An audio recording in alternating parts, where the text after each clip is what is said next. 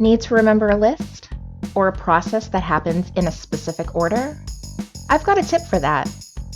Something that can freeze the information exactly as you want to remember it and save it in your cerebrum for later use. You've all used it before, but likely don't even consider it a viable option. What is this magic fix-all? If you read the title, you already know it's acronyms, but let me throw in a little foreshadowing. A fix-all, it is not.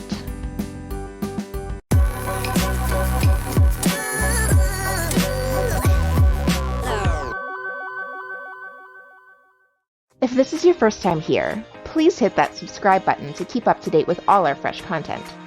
If you like learning with us and growing your mind, please give us a thumbs up. This small show of support helps us out so much and also allows others to find our content easier when they need it. So go ahead and pay it forward. So why do I dangle this in front of you just to crush your hopes? Because it's pretty darn useful with the right application. Acronyms will help you to memorize a particular set of information in a specific arrangement. Let's look a little deeper at exactly what they are and how they work. Acronyms use the first letter of the words or phrase in a list or sequence of events to build a new word that can help you to remember better. That comes out a little jumbled, so let's break this down with an example. Say we are studying geography, and our material is the Great Lakes. You can run around for days repeating Superior, Michigan, Huron, Erie, Ontario, Superior, Michigan, Huron. Or we can just memorize the first letters M, H, E, O, and S. As long as you know what the letters stand for, the first letters of each word can be used to jog your memory. Now, M-H-E-O-S, Neos, is still going to be hard to remember. So let's rearrange the letter, since the order in this particular case is not critical. What can we spell? Well, how about homes? We are much more likely to remember this word, and we will never forget how to spell it. Now, if you've watched any of my other videos, you know that the more senses or techniques that you use to reinforce information, the better anchored it is in our memory. So, let's close our eyes and picture our respective homes on a lake. Now we have a visual level. What if we say out loud, "There's no place like homes"?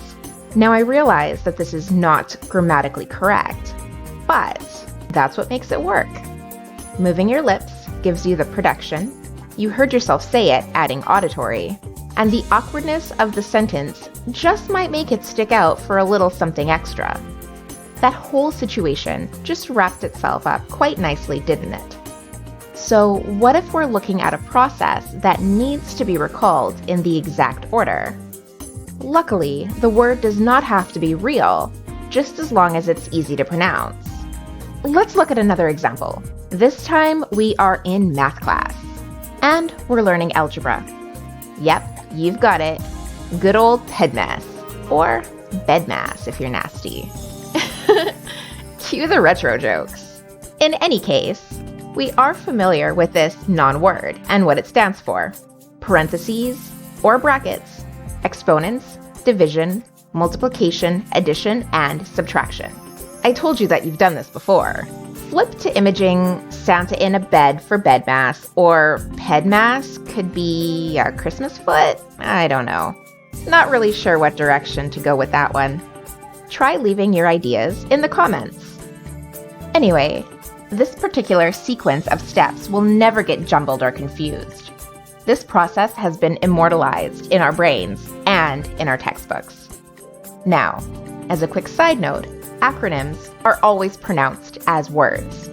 If you're scrambling up letters and you just cannot come up with a pronounceable word, give up and just memorize the letters. That is something else entirely. Initialisms like FBI can be used if you can remember them. Obviously, the same techniques cannot be used to reinforce these as we used for acronyms. Maybe I'll do a future episode on some initialism tips, but for now, I'll just stick a pin in that. So, now that we understand what acronyms are and how to use them, let's rewind to that ominous warning.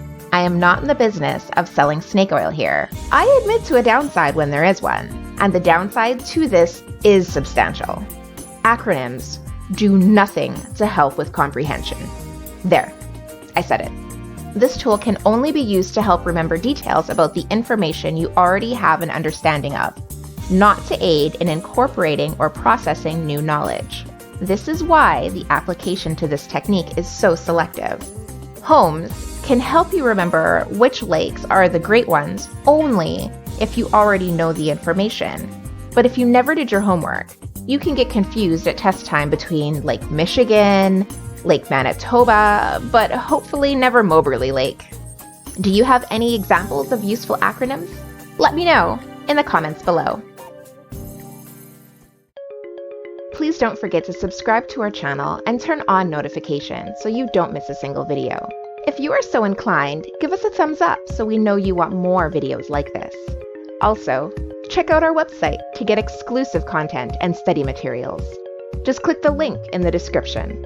Or, since you're already here, check out our study hacks and our organizational tips playlists to help you stay on top of not only schoolwork, but life as well.